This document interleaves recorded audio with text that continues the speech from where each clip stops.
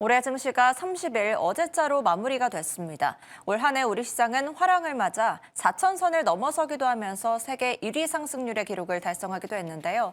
이번 시간에는 올해와 다가올 새해를 주요 지표 키워드로 살펴보는 시간 준비했습니다. 피나클 경제연구소 장재철 대표님과 함께합니다. 안녕하십니까? 네, 안녕하세요. 네, 일단 첫 번째 키워드부터 한번 살펴보도록 하겠습니다. 네, 먼저 첫 번째 키워드 4,214.76. 네, 올해 국내 증시, 올해 코스피 상승률 76%로 압도적 1위를 가리키기도 했는데 아마 정규장 마감 지수를 나타내는 것이겠죠. 올해 코스피 시장 한번 돌아봐 주신다면요. 네, 뭐 한국 시장 굉장히 지루했었죠. 2022년부터 2024년까지 코스피 시장을 박스피라고 얘기할 정도로 좀처럼 상승세를 보이지 못했었는데 올해 2,400 정도에서 시작해가지고 4,200 넘는 와, 우리 키워드에서 나왔듯이 75% 이상의 또 앵커께서 지금 말씀하신 대로 세계 주요국 중에서 제일 높은 상승폭을 기록을 했죠. 그래서 어떻게 보면 그동안에 이제 좀 눌렸던 것이 다시 제자리를 찾아가는 그런 모습이었는데 그 중요한 것들을 몇 개로 본다고 하면 아무래도 우리 반도체가 굉장히 좋은 실적을 보였던 것 같습니다. 삼성전자와 하이닉스 그리고 또 반도체와 관련된 AI 관련주 그리고 2차 전지 등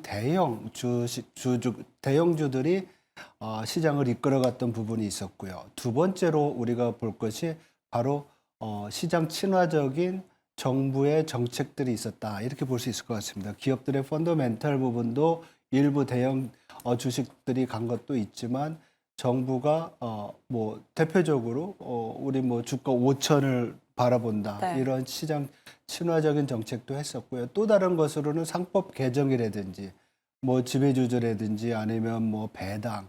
그래서 그동안 우리 한국 주식 시장에 아주 전형적으로 그 단점으로 지적했던 것이 뭐였냐면 코리아 디스카운트라는 것이 있었거든요. 네. 그 부분에 보면 배당도 있었고 뭐 여러 가지 이슈들이 있었는데 그러한 문제들을 정책을 통해서 해결해 나간다는 의지를 보이면서 시장에서 또 뭐 내국인도 그렇고 외국인도 그렇고 투심이 살아나면서 주가가 아주 빠르게 올라갔던 그런 한 해로 볼 수가 있을 것 같습니다.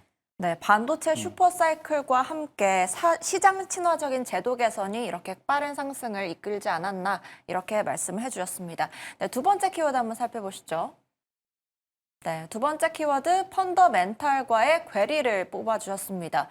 이 거리라 이 키워드가 의미하는 바가 무엇일까요? 예, 보통 우리가 뭐 내년도에 주가 지수가 얼마나 올라갈까 보면은 이제 전망할 때 뭐 적어도 내년도에 명목 성장률만큼 올라가지 않을까 이렇게 가끔 전망을 합니다. 근데 올해 우리나라 경제 성장률이 실질 경제 성장률, 물가 상승을 뺀 부분이 1% 내외고요. 그리고 인플레이션 뭐 2%대 중반이라고 보면 어떻게 보면 뭐 명목 성장률은 거의 뭐 3%, 4%도 안 되는, 4%도 안 되는데 주가가 76%나 뛰었다면 엄청 뛴 거죠. 네. 그래서 이렇게 앞에서 설명드린 것처럼 우리 경제의 기초 체력은 주식시장 올라간 것만큼, 주가 상승한 것만큼 크지 않았다는 데 문제가 있는 거죠. 그것은 어떻게 보면 올해 우리나라 주식시장이 대형주에 의해서 주도됐다고 하는데 우리 펀더멘탈을 반영하는 내수주라든지 중소형주 이런 부분들이 상대적으로 부진했던 또 그런 문제점이 있을 수 있었고요. 그리고 국내로 본다고 하면 자금들이 좀 주식시장으로 가야 되는데 경제 환경이 불안한 요인들이 많았었습니다. 그러니까 부동산 시장의 불안이라든지 또 외환 시장에서의 환율의 변동성이 컸던 이러한 것들이 투자 심리를 제약한 부분이 있었고 또 펀더멘탈과 괴리라고 보면 우리나라 시장뿐만 아니라 미국 시장에서도 제일 지목이 됐던 것이 바로 뭐냐면 무지막지한 투자가 들어가고 있는데 AI 부분에서 실적이 나타나고 있지 않다는 거잖아요. 그래서 이러한 뭐랄까 밸류에이션과 기업의 실적이나 이익의 모멘텀이 괴리가 생기는 일들이 있으면서 시장 내에서의 주가 상승을 좀 불안하게 봤던 그런 것들이 또 하나의 특징이라고 볼 수가 있을 것 같습니다. 네, 경제 환경이 불안정한 요소가 좀 있기도 했고 내수주나 중소형주는 약간 부진한 모습을 보였기 때문에 이 펀더멘털적으로 조금 더 보완이 되는 한 해가 되길 바라봅니다. 2025년 증시 평가에 대한 이야기는 마무리하고 이제 2026년 새 시장에 대한 이야기를 나눠보도록 하겠습니다. 세 번째 키워드 만나보시죠. 네, 2026년 전망 첫 키워드로 5천을 뽑아주셨습니다. 코스피 5천까지 전망하시는 건가요? 추가 상승 여력이 분명히 있다고 말씀드릴 수 있을 것 같습니다. 네. 왜냐하면 앞에서 말씀드렸듯이 펀더멘탈과의 괴리가 내년에는 좀 축소가 될 수 있다. 왜냐하면 올해 우리나라 경제 성장률이 1% 내외인데 내년에는 2%대로 좀 올라갈 수 있고요. 그리고 어떻게 보면 이러한 어떤 성장률의 증가, 높아지는 거에 정부가 내년도에 정부 지출 증가가 약 한 8% 정도 됩니다. 예년 대비 굉장히 높은 거고요. 우리나라 예산이 약 700조가 넘어가는 그런 상황인데 그 큰 예산이 민생과 새로운 성장 동력이라는 데 맞춰져 있다는 거죠.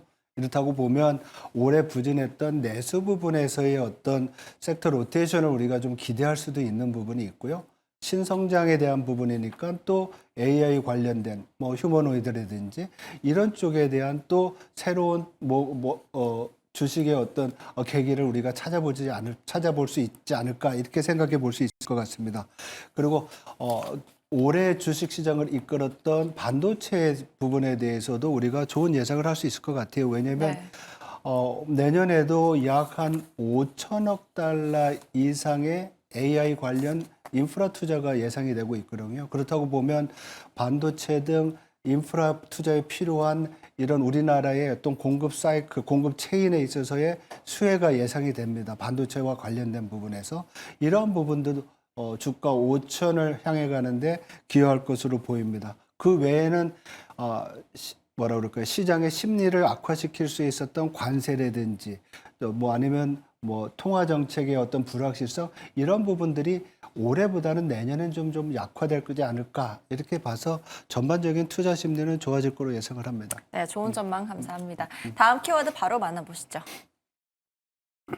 네, AI 옥석 가리기라고 말씀을 해주셨습니다. 반도체가 내년에도 좋을 거다라고 말씀을 해주셨는데 AI 옥석 가리기가 중요하겠다는 말씀이시네요. 예, 아무래도 올해 그 우리가 AI 버블에 대한 논란을 많이 했을 때는 굉장히 큰 규모의 투자가 들어가고 있는데 이익 실현이 나타나지 않고 있기 때문에 버블 논란이 많았었는데요. 최근에 발표된 미국의 그 팩트 보고서에 따르면 앞에서 말씀드린 대로 내년에 인프라 투자 규모가 5천억 달러 정도 된다고 했는데 내년에 AI 부분에서의 영업이익도 5천억 달러 정도 된다고 합니다. 이제부터는 투자 대비 이익이 나타나는 그런 시대로 이제 시점으로 돌아가는 거라고 볼 수가 있고요. 그 과정에서 일부 AI 기업들에 대한 또 우리가 실적이 좋은 기업들을 찾아낼 수 있는 그래서 옥석을 가릴 필요가 좀 있다. 그래서 제목을 그렇게 잡아봤습니다. 네, 마지막 키워드 바로 만나보시죠. 네, 마지막 키워드 1420입니다. 원달러 환율을 의미하는 것 같은데 현재 1449를 가리키고 있습니다만 이 1420은 어떤 의미인지 고환율로 많은 우려가 있던 한 해였는데 2026년 환율 전망 어떻게 보세요? 네, 올해처럼 환율 변동폭은 그렇게 크지 않을 것 같아요. 왜냐하면 상단과 하단이 다 막혀 있는데 일단은 1300까지는 우리가 예상하기 어렵고요. 올해 평균이 1420원이었는데 내년에도 1420원 정도 수준에서 계속 움직일 것으로 보입니다. 달러 원 환율이 내려오지 않는 이유는 우리나라의 구조적으로 달러에 대한 수요가 사학개미라든지 또 외국에 대한 투자 이런 것들로 계속 있기 때문에 원화는 좀 이렇게 달러 원 환율이 1420원대를 박스권에서 움직이지 않을까 이렇게 예상을 하고 있습니다. 네, 오늘 말씀 여기까지 듣도록 하겠습니다. 지금까지 5가지 키워드를 통해 2025년 한 해와 2026년까지 한번 돌아보는 시간 살펴봤습니다. 오늘 말씀 감사합니다. 네, 고맙습니다.